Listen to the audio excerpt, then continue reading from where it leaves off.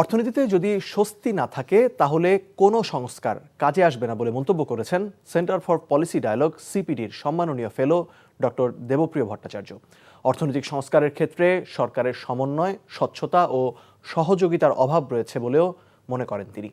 সকালে রাজধানীর একটি হোটেলে এসডিজি বাস্তবায়নে নাগরিক প্ল্যাটফর্ম আয়োজিত আগামী বাজেট নিয়ে আলোচনায় এসব কথা বলেন তিনি। বলেন, বাজেট প্রণয়নের ক্ষেত্রে সরকারের পক্ষ থেকে বিভিন্ন পর্যায়ে সবার সাথে আলোচনা করা দরকার ছিল। আলোচনায় বক্তারা বলেন, অর্থনীতি পরিচালনার ক্ষেত্রে সরকারের মধ্যবর্তী কোনো পরিকল্পনা নেই। আগামী বাজেটে কর্মসংস্থান বাড়ানোর পাশাপাশি শিক্ষা ও স্বাস্থ্য খাতে গুরুত্ব দিতে হবে। সেই সাথে বিদেশি ঋণ নির্ভরতা থেকে শুরু করে বাজেট ঘাটতি কমাতে রাজস্ব বাড়ানোর বিকল্প নেই বলেও জানান তারা। অর্থনৈতিক পরিস্থিতি যেটা হবে আছে এটা প্রকাশ পাচ্ছে দূরে, এটা কিন্তু একটা জাতীয় একটা আবহাওয়ার মধ্যে এটা হচ্ছে।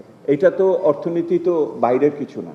আমাদের সাধারণ আক্ষেপ হলো সরকারের পক্ষ থেকে অন্যান্য সংস্কারে যতখানি মনোযোগ দেওয়া হয়, অর্থনৈতিক সংস্কারের ব্যাপারে অতখানি মনোযোগ আমরা দেখি না। এটা একটা বড় ধরনের সমস্যা এবং ওনারা অনুধাবন করেন না অর্থনীতিতে যদি স্বস্তি না থাকে তাহলে অন্য কোনো সংস্কার কিন্তু স্বস্তিতে থাকবে না।